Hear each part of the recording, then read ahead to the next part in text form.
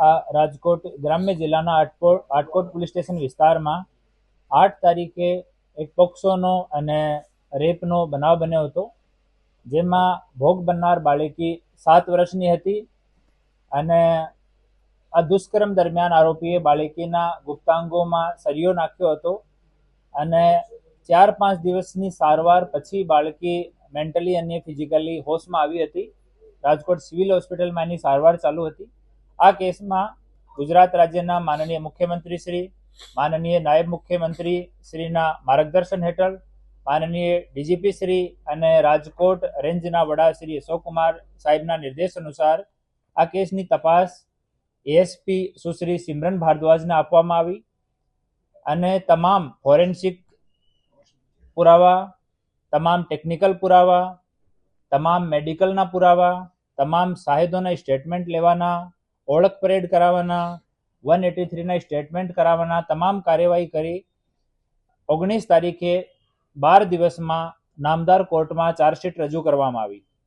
Chargesheet રજૂ કર્યા પછી નામદાર કોર્ટને સરકાર તરફે ડીજીપી શ્રીના મારફતે અને ભોગ બનનાર દીકરીના પરિવાર તરફે રિક્વેસ્ટ કરવામાં આવી કે આ કેસમાં સુનવાઈ ઝડપથી પૂરી થાય અને ઝડપથી ચુકાદો આવે તાકી આ આરોપીને સખ્તથી સખ્ત સજા મળે. અમારી રિક્વેસ્ટના ધ્યાનમાં રાખીને, ભોગ બનનાર પરિવારની રિક્વેસ્ટના ધ્યાનમાં રાખીને કોર્ટે ડે ટુ ડે આ કેસને ચલાવવાનો હુકમ કર્યો અને આપણા રાજકોટના ડીજીપી શ્રી વોરા સાહેબ અને એની મદદમાં શ્રી પ્રશાંત પટેલ એપીપી, એસકે વોરા સાહેબ અને પ્રશાંત પટેલ સાહેબ એ બંને જેટલા પુરાવા ચાર્જશીટમાં સબમિટ કર્યા હતા અને કોર્ટ સમક્ષ પ્રોપર તરીકાથી રજૂ કર્યા. તમામ મેડિકલ પુરાવાની, ફોરેન્સિક પુરાવાની વ્યવસ્થિત ચકાસણી કરી. કોર્ટ સામે જેટલા આમાં સાહેદ હતા આના ક્રોસ ક્વેશ્ચન્સ, આની જુબાની સબમિટ કરાવવાનો તમામ કામ ફિક્સ સમયમાં કમ્પ્લીટ કર્યો અને તમામ પુરાવાના ધ્યાનમાં રાખીને આ દરમિયાન કોર્ટમાં ભોગ બનનાર બાળકીનો અને જો બીજા ભોગ બનનાર બાળકી સાથે રમતા હતા એનો પણ કોર્ટમાં સ્ટેટમેન્ટ લેવામાં આવ્યો અને આ બાળકી જો 1 મહિના પહેલા અત્યાચારથી ગુજરી હતી, આ બહુ સારી રીતે કોર્ટમાં જુબાની આપી અને આ તમામ જુબાનીઓને પ્રોપર તરીકાથી ડીજીપી શ્રી કોર્ટમાં રજૂ કરી અને 12 તારીખે કોર્ટે આરોપી જાહેર કર્યો, દોષી જાહેર કર્યો અને આજ તારીખ 17ના રોજ આરોપી રેમસિંહ ઉર્ફે રામસિંહ તેરસિંહ ડુડવા, ઉંમર 32 વર્ષ, રહેવાસી અલીરાજપુર મધ્યપ્રદેશને ફાંસીની સજા સુનાઈ છે અને સાથે સાથ પીડિતાને 7 લાખ રૂપિયાનો કમ્પન્સેશન આપવાનો સાથે સાથ ઓર્ડર કર્યો છે. આ કેસમાં ઇનિશિયલી જ્યારે એફઆઈઆર રજીસ્ટર થઈ ત્યારે ગુનો પણ અનડિટેક્ટ હતો અને ભોગ બનનાર દીકરીની હાલત સ્ટેટમેન્ટ આપવા માટે સારી નહોતી અને ત્યાં કોઈ બીજો નજરે જોનાર સાહેદ પણ નહોતો. તમામ ફોરેન્સિક પુરાવા સ્થળથી અમને અમુક ફોરેન્સિક પુરાવા મળ્યા. જો વેપન તરીકે જો સળિયો યુઝ કર્યો હતો, સળિયો મળ્યો અને સ્થળથી અમને બાયોલોજિકલ ફોરેન્સિક પુરાવા મળ્યા. આ તમામની વ્યવસ્થિત ચકાસણી સુશ્રી સિમરન ભારદ્વાજ એએસપીના નેતૃત્વમાં આ ટીમ ટૂંક સમયમાં કરી અને પછી આ પુરાવાને સારી રીતે કોર્ટ સમક્ષ રજૂ કરીને આજે 41 ડેઝમાં એફઆઈઆરથી ટોટલ 41 ડેઝમાં આજ અમને આરોપીને ફાંસીની સજા મળી છે. આમાં જિલ્લા પ્રશાસનના તમામ અંગો તરફથી મેડિકલ હોય કે એક્ઝિક્યુટિવ મેજિસ્ટ્રેટ હોય, એફએસએલ હોય, આ તમામ અમે પ્રાયોરિટી માટે રિક્વેસ્ટ કરી હતી અને તમામ જો વિભાગો છે એ પણ આમાં બહુ સકારાત્મક સહયોગ આપ્યો હતો. આરોપી જ્યારે અમે ડિસ્કવરી પંચનામો કરતા હતા ત્યારે આ જો સળિયો રિકવર કર્યા પછી આરોપીએ પોલીસ ઉપર હુમલો કરીને ત્યાંથી ભાગવાનો પ્રયાસ કર્યો અને આ હુમલાથી બચવા માટે પોલીસ આત્મરક્ષામાં આરોપી ઉપર ફાયરિંગ કરી. આમાં બીએનએસની કલમ 109 મુજબ આટકોટ પોલીસ સ્ટેશનમાં ગુનો દાખલ છે, જેની તપાસ ડીવાયએસપી શ્રી ગોંડલ કરી રહ્યા છીએ. આ કેસમાં આરોપીની અટક થઈ ગઈ છે અને હાલ આમાં ચાર્જશીટ કરવાની બાકી છે. મુખ્ય જો પુરાવા હતા એમાં બાળકીનો BNSS 183 નો સ્ટેટમેન્ટ, બાળકીની જો સાથે બાળક રમતા હતા એનો BNS 183નો સ્ટેટમેન્ટ, પછી બાળકીનો ડીજીપી શ્રી અને મહિલા જો આપણા ચાઇલ્ડ વેલફેર અધિકારી છે એની હાજરીમાં કોર્ટમાં આ સ્ટેટમેન્ટ થયો. આના સિવાય ગુનાવાળી જગ્યા ઉપર એક બાળ મળ્યા હતા. એ બાળ આરોપીના DNA સાથે મેચ કર્યા હતા. અને જો હથિયાર રીતે જો સરિયો કામમાં લીધો હતો, આ સરિયા ઉપર બ્લડ સ્ટેન મળ્યો હતો, જો ભોગ બનનાર દીકરીના DNA સાથે મેચ કર્યો હતો. એની સિવાય આ આરોપીની ઓળખ પરેડ કરાવવામાં આવી. ઓળખ પરેડમાં ભોગ બનનાર દીકરીએ પણ અને એની સાથે જો બીજા બાળકો રમતા હતા જેની ઉંમર 3 થી 4 વર્ષ છે, એ બાળકો પણ આરોપીને સારી રીતે આઈડેન્ટિફાઈ કર્યો. આ સિવાય આરોપીની ત્યાં હાજરી, આરોપીનો બિહેવિયર, મેડિકલ એક્ઝામિનેશન, ભોગ બનનાર દીકરી છે એનો detailed medical examination, detail psychological medical examination, આ તમામની રિપોર્ટ કોર્ટમાં રજૂ કરવામાં આવી. અને જ્યાં એ લોકો આરોપીએ જો બાળીએ કામ કરતા હતા, એના છોટા ભાઈને ઘરે આ દિવસમાં એક કલરનું કામ કરતા હતા, તો છોટા ભાઈનો સ્ટેટમેન્ટ કોર્ટમાં કરાવવામાં આવ્યો. ભોગ બનનાર દીકરીની મામા મામીની આ વાડી હતી, આ મામા મામીના સ્ટેટમેન્ટ પણ કોર્ટમાં કરાવવામાં આવ્યા. આ તમામ વસ્તુઓને ધ્યાનમાં લઈને નામદાર કોર્ટે ચુકાદો આપ્યો છે. હાલમાં દીકરીની સ્થિતિ સારી છે અને અમારા ASP સુશ્રી સિમરન ભારદ્વાજ અને અમારા બીજા જો મહિલા પોલીસ અધિકારી છે એ જિલ્લાના જો ચાઇલ્ડ વેલફેર અધિકારી છે એની સાથે મળીને દીકરીનો આપણા સિવિલ હોસ્પિટલમાં, આપણા એમ્સ હોસ્પિટલમાં અને બીજા પ્રાઇવેટ જો સાયકેટ્રિક હોતા હોય છે, મનોવૈજ્ઞાનિક હોતા હોય છે, એનાથી આની કન્ટિન્યુ કાઉન્સેલિંગ હાલ પણ ચાલુ છે. અને અમે લોકો રેગ્યુલર પરિવાર સાથે અને દીકરી સાથે સંપર્કમાં છીએ. આ આરોપીએ પોતાના સ્ટેટમેન્ટમાં જણાવ્યો હતો કે એક વખત પહેલા બી એવો આ દીકરી સાથે કરવાનો પ્રયત્ન કર્યો હતો અને ત્યારે બીજા બાળકો પણ સાથે રમતા હતા અને બાળકો હોબાળો કર્યો ત્યારે આરોપી ત્યાંથી જતો રહેલ. અને ડિટેલમાં પૂછતાછમાં આરોપી જણાવેલ કે આ દિવસથી હું જોતો હતો કે ક્યારે મને આ દીકરી એકલી મળે અને હું એવો કૃત્ય કરું. ઘણા વખતે મેં જોયું કે કોર્ટ છે એ ક્યારેક એકદમ લાગણીશીલ થઈ હૃદયદ્રાવક બનાવ બનેલા હોય ને, એમાં બહુ પ્રેક્ટિકલ થઈને જજમેન્ટ આપતા હોય છે.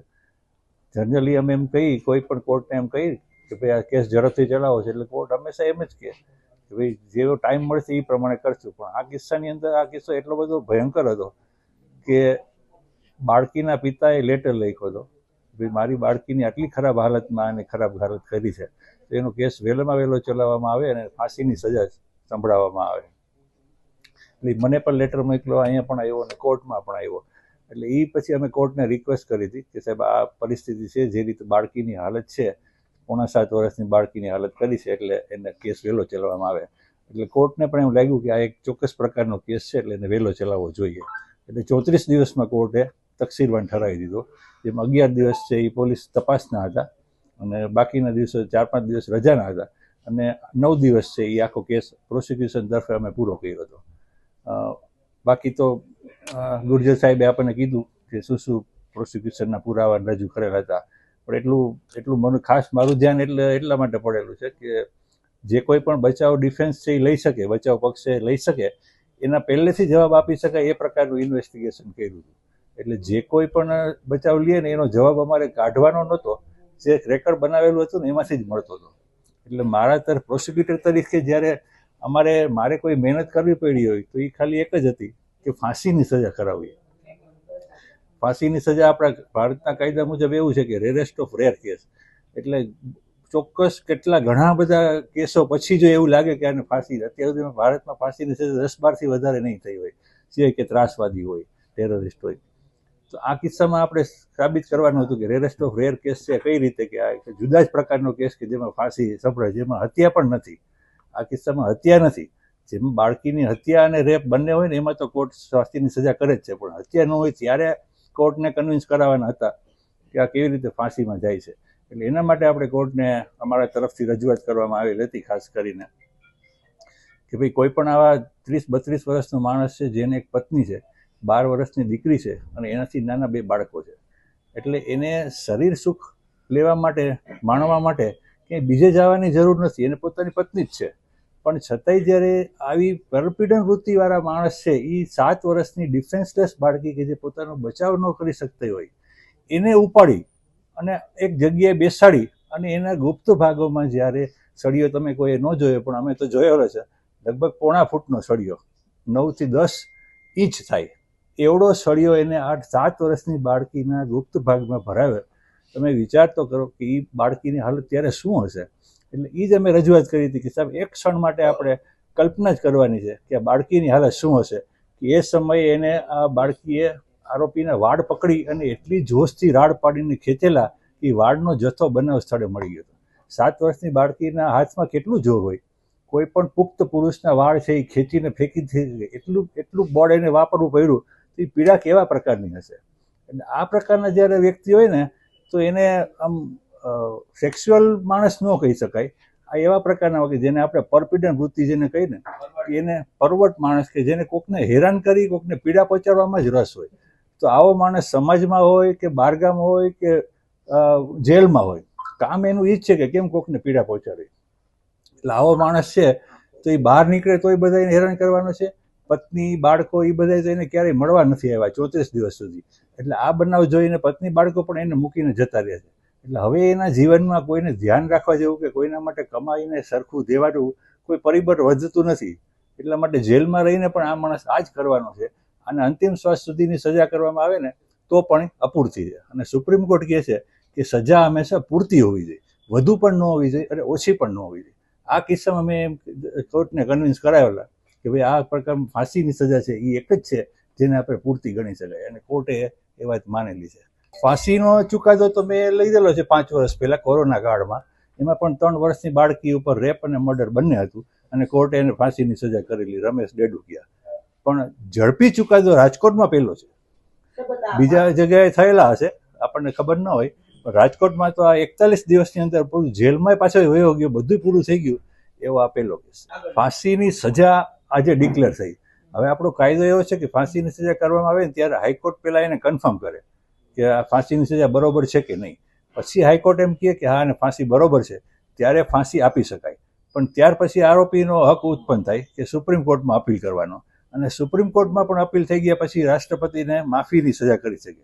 નિર્ભયા કાંડ કેસ છે એમાં પણ ચારેયને ફાંસી થઈ હતી, પછી હાઈકોર્ટમાં અપીલ થઈ, પછી સુપ્રીમ કોર્ટમાં અપીલ થઈ, બધાએ કીધું કે ના આને ફાંસીની સજા બરોબર છે. પછી રાષ્ટ્રપતિ પાસે માફીની અરજી કરવામાં આવેલી, એ પણ જ્યારે પૂરી થઈ ત્યારે એ ચારેયને એક તો આત્મહત્યા કરી હતી, 3ને ફાંસીની સજા આપવામાં આવેલી. 2012નો કેસ છે અને 2022માં એને ફાંસીની સજા, એટલે 10 વર્ષ આમ સામાન્ય રીતે થઈ ગઈ. 3 જણા હતા ને આટલો આખા દેશમાં હચમચાવી દીધું હતું, એટલે 10 વર્ષમાં પૂરું થઈ ગયું. પણ મેં જે 2020માં જે ફાંસીની સજા કરાવી એને હજી ફાંસી થઈ નથી, હાઈકોર્ટમાં હજી એનું પેન્ડિંગ છે. એ પહેલેથી જ કે ઢીલો દેખાણો જ નથી, કારણ કે મેં તો એવું પહેલી વાર જોયું કે આવડો ભયંકર ગુનો કરી અને પોલીસ કસ્ટડીમાં હોય અને એ કસ્ટડી દરમિયાન પોલીસ ઉપર હુમલો કરે તો એને તો કેવા પ્રકારનો માણસ ગણવો કે આપણે માણસ જ ન કહી શકાય, કે એને કંઈ ખબર જ નથી કે હું માણસ છું. એટલે એ પોલીસ ઉપર હુમલો કર્યો છે, પોલીસે પછી સામે પોતાના બચાવમાં એ ભાગી ન જાય એના માટે થઈને ગોળીબાર કરવો પડ્યો. ના, એ તો જ્યારે સજા અંગે દલીલો થતી હતી ને ત્યારે કોર્ટે એમને પણ પૂછ્યું હતું કે જો આમાં તમારે કંઈ કહેવું હોય તો બોલો, કે તમારી સામે ફાંસીની સજા કરી શકાય એટલે આટલા પરિબળો છે અને ન કરી શકાય એવા આટલા પરિબળો છે. હવે તમારું શું કહેવું છે? પ્રોસિક્યુશન તરફે આ દલીલ થઈ છે, તમારા બચાવ પક્ષના વકીલે આ દલીલ કરી છે, હવે તમારે કંઈ કહેવું હોય તો કહો. તો એ જે કહેતો હતો ને એમાં કંઈ કોઈ લાગણી હોય કે કંઈ અફસોસ હોય કે કંઈ ઢીલો પડ્યો હોય એવું નહોતું લાગતું, કે ના સાહેબ એવું કંઈ નથી, કે મેં તો આવું કંઈ કર્યું નથી.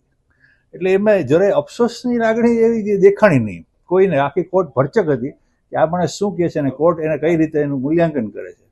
પણ એ ક્યાંય જરા એવું લાગ્યું નહીં કે આને ફાંસી ન થવી જોઈએ. ત્યારે બધા વકીલો બહાર નીકળે ને ત્યારે જ બધાને એમ થયું કે આને આટલી પરિસ્થિતિ થઈ ગયા પછી પણ આના ચહેરા ઉપર કે અફસોસ કે એવું કંઈ નથી. ના, એને સરકારે આપેલા, સરકાર તરફથી જે ગરીબ માણસ સાવ હોય જે ન રાખી શકે ને એને સરકાર તરફથી આપેલા.